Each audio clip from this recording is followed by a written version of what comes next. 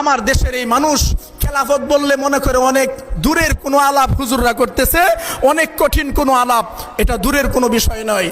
আজকে থেকে 100 বছর আগে যান, 100 বছর আগে 1924 সাল পর্যন্ত এই পৃথিবীতে খেলাফত ব্যবস্থা জারি ছিল। বেশি আগে না, আপনার দাদার দাদার ইতিহাস তালাশ করে দেখেন, তখনও এই জমিনে খেলাফত ছিল।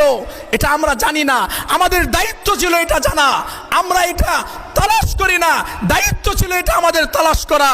মনে করলেন দুনিয়াতে আসলাম আর নামাজ পড়লাম, রোজা রাখলাম, এমনি চলে গেলাম, আমার আর কোনো দায়িত্ব নাই।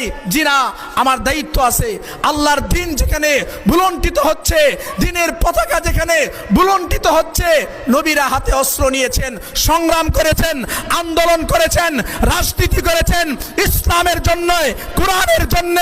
আমাদেরকে যারা বলে ধর্ম আর রাজনীতি একসাথে লাগায়েন না, তাদেরকে আমরা বলতে চাই, কান খুলে শুনে রাখেন, বিশ্ব সভ্যতাকে রাজনীতি শিক্ষা দিয়েছে মুসলমানেরা। ইসলামের নবী সর্বপ্রথম সংবিধান রচনা করেছেন।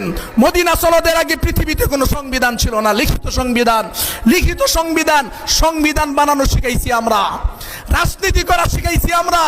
এই উপমহাদেশে ইস্ট ইন্ডিয়া কোম্পানি ইংরেজদেরকে আলেমরা বিতাড়িত করেছে খেলাফত প্রতিষ্ঠার জন্য।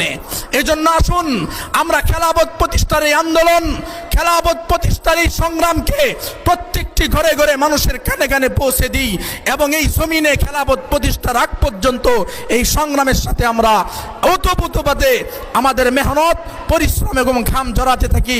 আল্লাহ তাআলার কাছে এই দোয়া করব, ওগো আল্লাহ, হয়তো খেলাফত নয়তো শাহাদাত, এই দুইটাই আমাদের তামান্না, এর উপরে আমরা বাঁচতে চাই, এর উপরে আমরা মরতে চাই। ওয়া মা আলাইনা ইল্লাল বালাগ।